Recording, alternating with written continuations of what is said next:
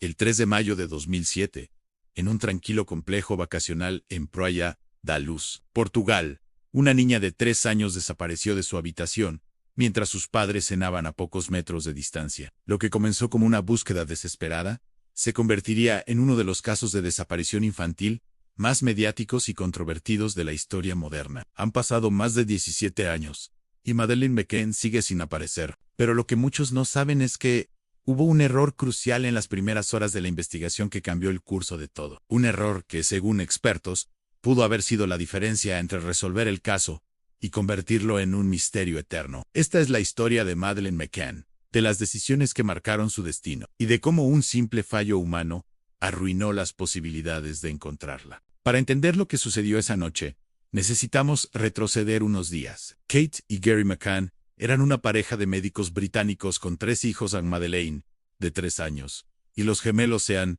y Amélie, de apenas 2 años. Habían decidido tomarse unas vacaciones familiares en el Ocean Club de Praia da Luz, un pueblo costero en el Algarve portugués, conocido por su tranquilidad y belleza. El Ocean Club era un complejo turístico diseñado específicamente para familia. Ofrecía apartamentos con vistas al mar, restaurantes, piscinas y un club infantil, donde los niños podían jugar durante el día, mientras sus padres disfrutaban de actividades propias. Era, en esencia, un lugar seguro, o al menos, eso parecía. Los McCann habían llegado el 28 de abril junto con 7 amigos, todos ellos profesionales de la medicina con hijos pequeños. El grupo había reservado apartamentos contiguos y planeaban pasar la semana disfrutando del sol, la playa y la compañía mutua. Durante los primeros días, todo transcurrió con normalidad. Los niños asistían al club infantil por las mañanas, las familias pasaban las tardes en la playa o la piscina, y por las noches, los adultos se reunían para cenar. Madeleine era una niña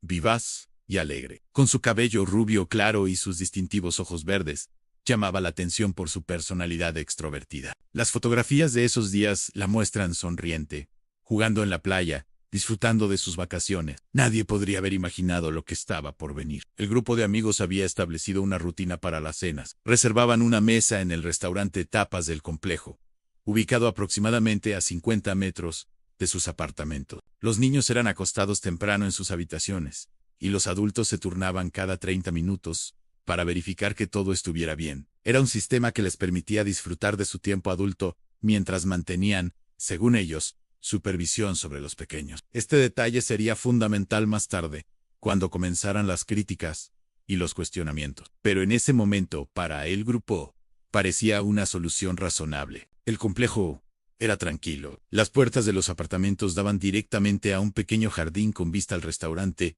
y nunca pensaron que algo pudiera salir mal. El jueves 3 de mayo comenzó como cualquier otro día de vacaciones. Madeleine y sus hermanos fueron al club infantil por la mañana. Según los monitores, Madeleine estuvo alegre y participativa, sin mostrar ningún signo de malestar o preocupación. Por la tarde, la familia pasó tiempo en la piscina. Kate McCann recuerda ese momento con particular dolor.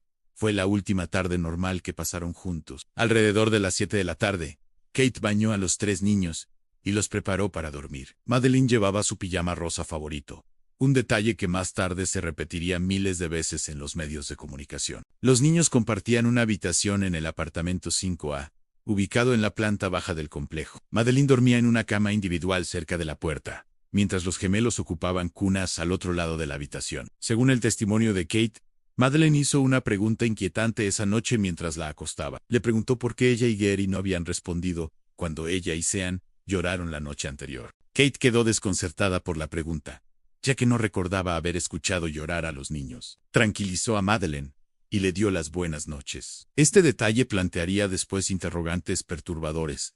¿Había entrado alguien al apartamento la noche anterior? ¿Había sido un ensayo? A las 8:30 de la noche, Kate y Gary salieron hacia el restaurante Tapas. La puerta corredera de vidrio del salón quedó cerrada pero sin seguro, mientras que la puerta principal del apartamento quedó completamente cerrada. Esta configuración permitía a los padres entrar rápidamente por cualquiera de las 2 puertas durante sus verificaciones. El grupo de 9 adultos se sentó en su mesa habitual, desde donde podían ver parcialmente el edificio donde estaban sus apartamentos, aunque no directamente las puertas. La cena transcurrió en un ambiente relajado, con conversaciones, risas y vino. Pero bajo esa aparente normalidad, el reloj avanzaba hacia un momento que cambiaría todo. A las 9:05 de la noche, Gary McCann se levantó para hacer la primera verificación. Entró al apartamento por la puerta principal, caminó hasta la habitación de los niños y echó un vistazo. Los tres dormían plácidamente.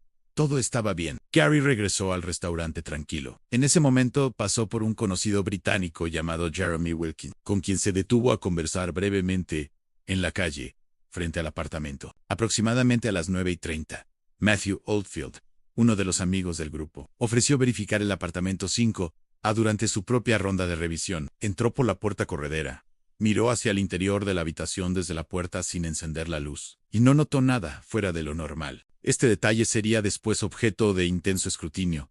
¿Realmente entró a la habitación? Pudo ver la cama de Madeleine desde donde se encontraba. Oldfield insistiría después que todo parecía normal, pero admitió que no vio directamente a Madeleine. Solo escuchó la respiración de los niños. A las 10 de la noche llegó el turno de Kate. Se levantó de la mesa y caminó hacia el apartamento. Lo que sucedió en los siguientes minutos está grabado en su memoria con una claridad dolorosa que nunca la abandonará. Entró por la puerta corredera del salón y notó de inmediato que la puerta de la habitación de los niños estaba más abierta de lo que ella la había dejado. Su corazón comenzó a latir más rápido. Caminó hacia la habitación y empujó la puerta. Los gemelos seguían en sus cunas, pero cuando su mirada se dirigió a la cama de Madeleine, sintió que el mundo se detenía. La cama estaba vacía. Las mantas estaban cuidadosamente colocadas, como si la niña se hubiera levantado con cuidado. Kate corrió al baño, revisó detrás de las cortinas, miró debajo de las camas a nada. Entonces notó otro detalle alarmante en la ventana de la habitación. Estaba completamente abierta, con las persianas levantadas. Esa ventana había estado cerrada cuando acostó a los niños. Kate corrió de vuelta al restaurante, sus gritos cortando el aire de la noche. ¡Se la han llevado! ¡Alguien se ha llevado a Madeleine! Eran las 10:04 de la noche. Comenzaba una pesadilla que no terminaría nunca. El pánico se desató de inmediato. Gary McCann corrió hacia el apartamento mientras Kate permanecía casi en estado de shock. Los amigos del grupo comenzaron a dispersarse por el complejo, revisando cada rincón, cada arbusto, cada espacio donde una niña pequeña pudiera estar escondida. Algunos pensaron inicialmente que Madeleine simplemente había salido a buscar a sus padres, aunque esto parecía improbable, dado que era una niña de solo 3 años en un lugar extraño y oscuro. Los empleados del Ocean Club se unieron rápidamente a la búsqueda. Se revisaron todas las instalaciones del complejo en el club infantil, los restaurantes, las piscinas, los jardines. Algunos huéspedes también comenzaron a ayudar. La gerencia del complejo contactó a la policía local, la policía judiciaria portuguesa. Pero aquí es donde comienza a revelarse el primer problema fundamental. La llamada inicial a la policía se realizó alrededor de las 10:40 de la noche, más de media hora después del descubrimiento de Kate. Pero los primeros agentes de la Guardia Nacional Republicana no llegaron hasta las 11:10. Cuando finalmente aparecieron, eran 2 agentes locales sin experiencia en investigaciones complejas ni en casos de secuestro infantil. Y aquí llegamos al error crucial, el que marcaría todo lo que vendría después. Cuando los agentes llegaron al apartamento 5A, este ya había sido completamente contaminado. Decenas de personas habían entrado y salido durante la hora anterior. El grupo de amigos de los McCann había buscado en cada habitación, tocando superficies, moviendo objetos. Los empleados del hotel habían revisado armarios y espacios. Kate y Gary habían recorrido el apartamento múltiples veces en estado de desesperación. Ninguno de los agentes iniciales estableció un perímetro de seguridad alrededor del apartamento. No se acordonó la escena del crimen. No se impidió que las personas continuaran entrando. No se tomaron fotografías detalladas de la escena antes de que fuera perturbada. No se preservaron las posibles huellas dactilares, fibras o cualquier otra evidencia forense que pudiera haber existido. La ventana abierta, que parecía ser el punto de entrada o salida del secuestrador, fue tocada por múltiples personas. Kate misma había tocado las cortinas y el marco al descubrir que estaba abierta. Los investigadores forenses, que llegarían días después, encontrarían un escenario imposible de analizar científicamente. Pero el error no fue solo de preservación de evidencia física. Durante esas primeras horas críticas, no se estableció un control de las personas que salían del complejo. No se bloquearon las carreteras. No se alertó a los puestos fronterizos entre Portugal y España, a pesar de que la frontera estaba a menos de 2 horas de distancia en coche. Si alguien había secuestrado a Madeleine, tuvo una ventana de tiempo precioso para alejarse sin obstáculos. Los investigadores de delitos graves de la policía judiciaria no llegarían hasta la mañana siguiente. Para entonces, habían pasado más de 12 horas desde la desaparición. 12 horas en las que un secuestrador pudo haber recorrido cientos de kilómetros, cruzado fronteras, cambiado de vehículo escondido a la víctima. 12 horas, que en casos de secuestro infantil, son absolutamente críticas. Mientras tanto,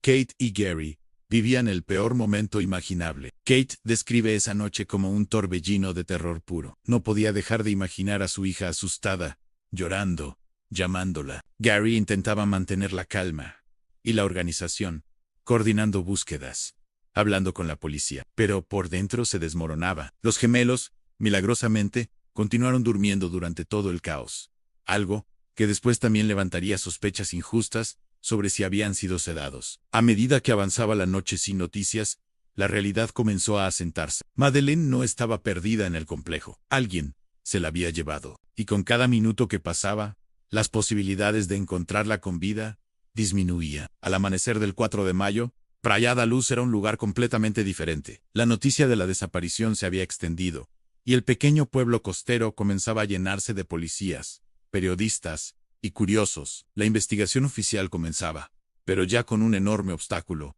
Las primeras horas críticas se habían perdido. El inspector jefe Gon Gelo Amaral, de la Policía Judiciaria de Portim, asumió el control del caso. Amaral era un investigador experimentado, pero pronto quedaría claro que este caso superaba los recursos y capacidades de la Policía Regional Portuguesa. Sin embargo, su enfoque inicial fue el estándar en casos de desapariciones infantiles: investigar primero el círculo cercano. Las estadísticas son claras y perturbadoras. En la mayoría de casos de desaparición o muerte de menores, los responsables son familiares cercanos o conocidos. Por eso, aunque parezca cruel, los padres siempre son investigados primero. Kate y Gary lo entendían intelectualmente, pero emocionalmente era devastador estar bajo sospecha mientras su hija estaba desaparecida. Se realizaron entrevistas extensas con los McCann y sus amigos. Se revisaron sus antecedentes, sus finanzas, sus relaciones personales. Se analizaron las declaraciones de cada miembro del grupo sobre los horarios y movimientos de esa noche. Surgieron pequeñas inconsistencias, normales cuando diferentes personas recuerdan eventos estresantes, pero que alimentarían teorías conspirativas durante años. Paralelamente, se inició la búsqueda física de Madeleine. Cientos de voluntarios peinaron la zona. Se utilizaron perros rastreadores, helicópteros con cámaras térmicas y equipos de buceo para revisar embalses y pozos en la zona. Se distribuyeron carteles con la foto de Madeleine por todo Portugal y el sur de España. Su imagen, con esos distintivos ojos verdes y la marca única en su iris derecho, un coloboma que facilitaría su identificación, comenzó a aparecer en todos los medios.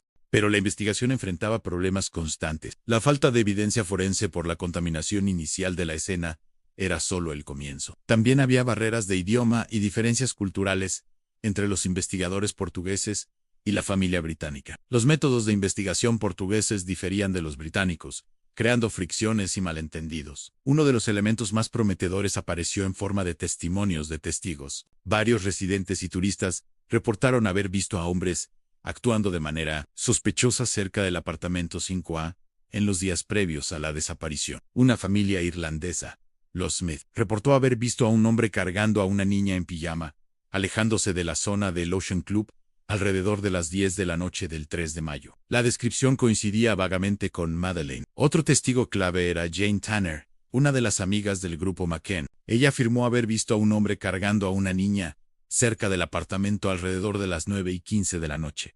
Durante su propia verificación, describió al hombre con cierto detalle de complexión mediana, con cabello oscuro, llevando pantalones claros y cargando a una niña envuelta en una manta. Este avistamiento se convirtió en una línea de investigación central durante meses. Sin embargo, surgía un problema con el testimonio de Tanner. Pasó muy cerca de Gary McCann y Jeremy Wilkin, quienes estaban conversando en la calle en ese momento, pero ninguno de los dos hombres vio al sospechoso que ella describía. ¿Cómo era posible? ¿Había confundido el momento? ¿El estrés había alterado su memoria? Estas inconsistencias sembrarían dudas sobre la confiabilidad de los testimonios. A medida que pasaban los días sin avances significativos, la frustración crecía. Kate y Gary tomaron una decisión que tendría consecuencias enormes. Convertirían la búsqueda de Madeleine en un caso mediático global. Si la policía no podía encontrar a su hija rápidamente, ellos recurrirían a la corte de la opinión pública internacional. La maquinaria mediática se puso en marcha con una velocidad y una intensidad sin precedente. La historia tenía todos los elementos que atraen la atención de los medios. Una niña pequeña y fotogénica, padres profesionales y articulados, un escenario vacacional idílico convertido en pesadilla, y un misterio sin resolver. En días, el rostro de Madeleine McCann se convirtió en uno de los más reconocidos del planeta. Kate y Gary demostraron ser extraordinariamente eficaces en el manejo de los medios. Organizaron conferencias de prensa, concedieron entrevistas a medios internacionales y lanzaron una campaña de comunicación sofisticada. Crearon un sitio web, establecieron un fondo para financiar la búsqueda privada y consiguieron el apoyo de celebridades, deportistas y políticos. Hasta el Papa recibió una fotografía de Madeleine y bendijo a la familia. La estrategia mediática tenía una lógica clara.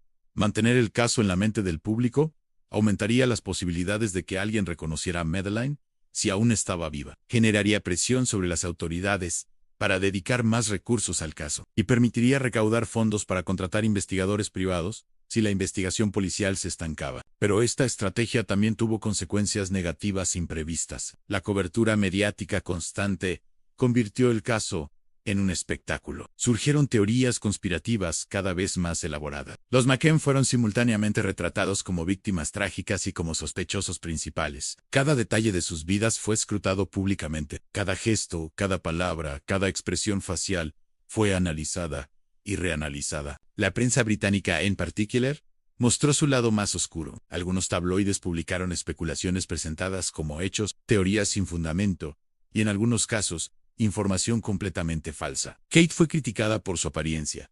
Si se veía demasiado compuesta, era porque no estaba realmente afligida. Si se veía demasiado demacrada, estaba actuando para la cámara. Gary fue criticado por ser demasiado racional y controlado, lo que algunos interpretaron como falta de emoción genuina. El acoso mediático se volvió insoportable. Los periodistas acampaban frente a su casa en Reino Unido, seguían a los McCann a todas partes, hurgaban en sus vidas privadas. Kate describe en su libro cómo se sentía constantemente observada, juzgada, analizada. La presión era tal que en ciertos momentos consideró el suicidio, sintiendo que no podía soportar más el peso de la pérdida de su hija, combinado con el juicio público constante. Mientras tanto, en Portugal, la investigación policial continuaba, pero cada vez más tensionada por la atención mediática. El inspector Amaral, acostumbrado a trabajar con discreción, se encontraba ahora bajo el escrutinio internacional. Cada movimiento de la investigación era reportado, analizado y criticado. La presión política sobre la policía portuguesa aumentaba constantemente. Las relaciones entre la policía portuguesa y los McCann,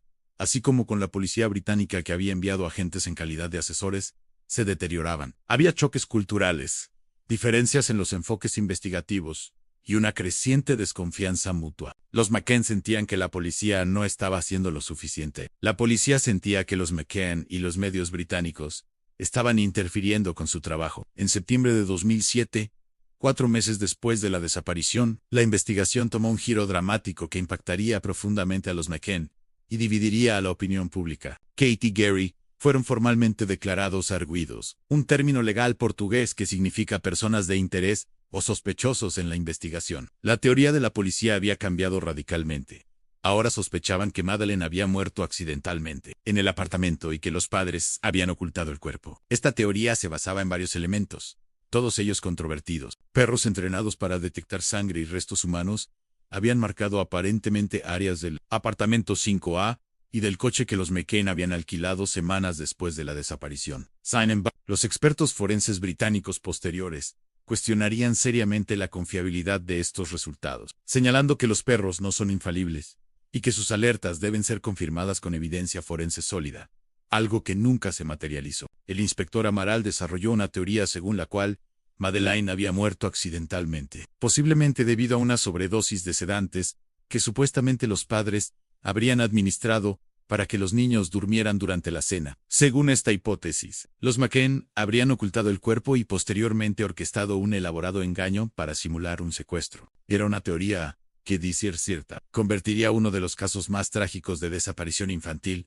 en un encubrimiento calculado. Pero había problemas serios con esta teoría. No había evidencia física de muerte en el apartamento, más allá de las alertas caninas, que como mencionamos, eran cuestionables. No había evidencia de sedantes en los cuerpos de los gemelos que fueron examinados. No había explicación coherente de cómo los McCann habrían escondido un cuerpo durante un periodo en el que estuvieron bajo constante vigilancia policial y mediática. No había evidencia forense en el coche alquilado que confirmara que se había transportado un cadáver allí. Para Kate y Gary, esta acusación implícita era una tortura adicional a su ya insoportable sufrimiento. No solo habían perdido a su hija, ahora eran sospechosos de haberla matado. Las teorías conspirativas se multiplicaron en Internet. Foros y sitios web dedicados al caso se dividieron entre aquellos que apoyaban a los McCann y aquellos que los veían como culpables. Algunos análisis llegaban a extremos absurdos, analizando el lenguaje corporal de las entrevistas o encontrando significados ocultos en cada declaración. Finalmente, en julio de 2008, 14 meses después de la desaparición de Madeleine, el caso fue archivado por la policía portuguesa. Los McCann fueron formalmente exonerados y se levantó su estatus de erguidos. El informe final reconocía que no había evidencia suficiente para acusar a nadie, ni a los padres, ni a ningún secuestrador externo. La investigación llegaba a un punto muerto. Los McCann presentarían posteriormente una demanda por difamación contra Gonzalo Amaral, quien había publicado un libro defendiendo su teoría de que Madeleine había muerto en el apartamento y que los padres estaban involucrados en el encubrimiento. El caso legal se extendería durante años, con sentencias contradictorias en diferentes instancias judiciales, reflejando la profunda división de opiniones sobre el caso. Pero más allá de las batallas legales y mediáticas, quedaba la pregunta fundamental que seguía sin respuesta. ¿Qué le sucedió realmente a Madeleine McCann aquella noche de mayo en Praia da Luz? Y, quizás más importante, ¿pudo haberse evitado si las primeras horas de la investigación se hubieran manejado de manera diferente? El error inicial de no preservar la escena del crimen, de no establecer controles perimetrales inmediatos, de no alertar a las fronteras en las primeras horas, probablemente costó la mejor oportunidad de resolver el caso. Los investigadores que llegaron días después se encontraron con un escenario imposible de analizar científicamente. Las pistas físicas, si alguna vez existieron, se habían perdido para siempre. Echoes Disputes en Arling e. Scotland Yard reabriría el caso bajo el nombre de Operación Grange, con financiamiento del gobierno británico. En 2020, identificaron a un nuevo sospechoso principal, Christian Bruck, un delincuente sexual alemán que vivía en Portugal en el momento de la desaparición. Las autoridades alemanas afirmaron tener evidencia de que estaba involucrado y que Madeleine estaba muerta, aunque no han presentado cargos formales ni revelado públicamente dicha evidencia. Hasta el día de hoy, más de 17 años después, Madeleine McCann permanece desaparecida. Su caso se ha convertido en el símbolo de una búsqueda que nunca termina, de padres que nunca se rinden, y de una investigación que quizás nunca encontrará respuestas definitivas. Kate y Gary continúan viviendo con la esperanza de que un día descubran qué sucedió con su hija. El caso cambió las leyes sobre desapariciones infantiles en varios países, mejorando protocolos de respuesta inicial y coordinación internacional. Pero para la familia McCann, estas mejoras sistémicas no pueden revertir el daño de ese error inicial, ese fallo crítico en las primeras horas que permitió que un secuestrador escapara sin dejar rastro. Este caso nos recuerda que en investigaciones criminales, especialmente en secuestros infantiles, cada segundo cuenta. Los errores de las primeras horas pueden tener consecuencias irreversibles, y nos deja con una pregunta que persigue a todos los involucrados. Si la escena del crimen se hubiera preservado correctamente, si las carreteras se hubieran bloqueado de inmediato, si las fronteras se hubieran alertado en la primera hora, ¿estaría Madeleine McCann con su familia hoy? Nunca lo sabremos. Si te gustó este video, dale like y suscríbete. Nos vemos en el próximo video.